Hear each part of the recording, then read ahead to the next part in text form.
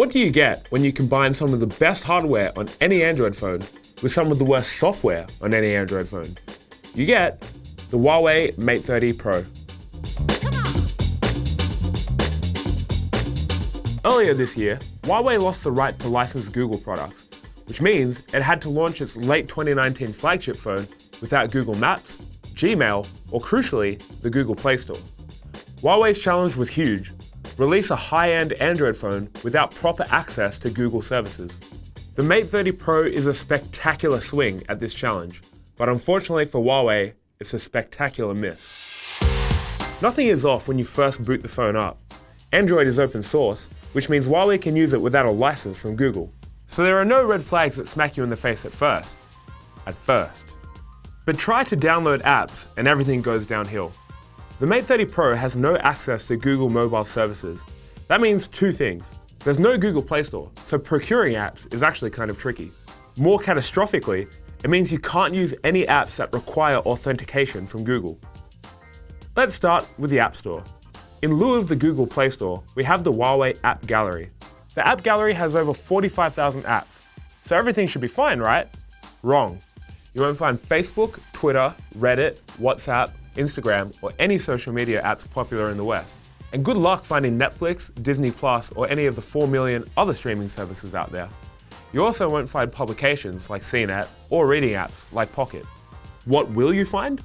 Weibo, China's Twitter, AliExpress, China's Amazon, and such luminaries as TVC China Drama Channel and free ringtones for Android. Of all the apps I download onto every phone, only one was available: Spotify. Was being the key word. Searching through the store for this video review, I found it since mysteriously disappeared. But at least we've still got TikTok. So what's the workaround? I downloaded Amazon's App Store, which gets you safe access to Facebook, Instagram, Twitter, Amazon Prime, and the Kindle app. For everything else, I had to go to a site and download app files, called APKs, and manually install them. Not only is this a hassle, it doesn't always work. Some apps don't open at all, or crash after a few seconds, no matter how many different sites you download them off. That brings us to Google Mobile Services Authentication. Even if you download APKs for Google Maps or even Google Podcasts, they won't function because they need Google services to work. Same with Uber, it uses Google Maps. So even though I did manage to get Uber on the phone, there's an error message where the map should be.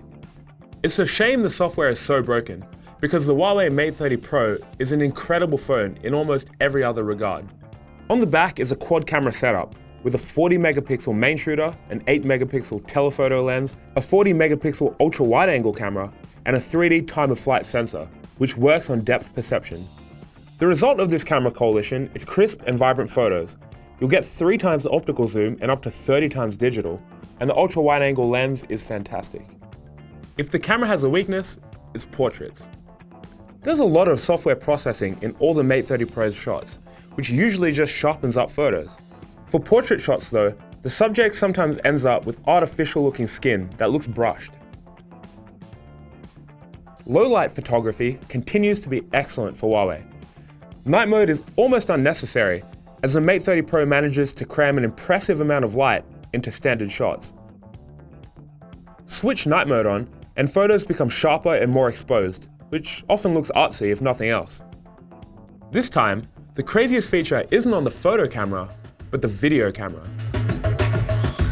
You can now slow videos down 4 times, 8 times, 32 times, 64 times, or a mind-boggling 256 times. It can be difficult to coordinate, since 256 slow-mo is really, really slow, and you'll need plenty of light. If you don't have light, the phone's noise reduction will kick into overdrive, and your videos will look very muddy. But it's a super fun feature to play around with, much more so than the iPhone 11's slow fee. I think we got it. And outside of that, it's just a really nice phone. The 6.53-inch screen is a dazzling OLED waterfall display, so the Gorilla Glass curves all the way around to the aluminum back. There are no volume buttons as a result, so you'll have to use an on-screen slider, but the upside is that the glass feels luxurious to hold. The Mate 30 Pro is a powerhouse, with a Kirin 990 chip that's roughly comparable in performance to the likes of the Google Pixel 4 and the Samsung Galaxy Note 10, though its GPU benchmarks are a bit lower. Where the phone shines though is battery life. The Mate 30 Pro goes and goes and goes and goes. By the end of my workday, the Mate 30 Pro would still have well over 60% battery life, and fast charging means you can get up to 70% battery life in just an hour. But an enduring battery life means nothing if the phone itself is a pain to use. And unfortunately, that's what happens when you launch an Android phone without Google support. The Mate 30 Pro is made up of incredible hardware, but its software makes it impossible to recommend. Your best bet is to gaze at this one from afar and cross your fingers that Huawei gets Google support by the time the P40 rolls around.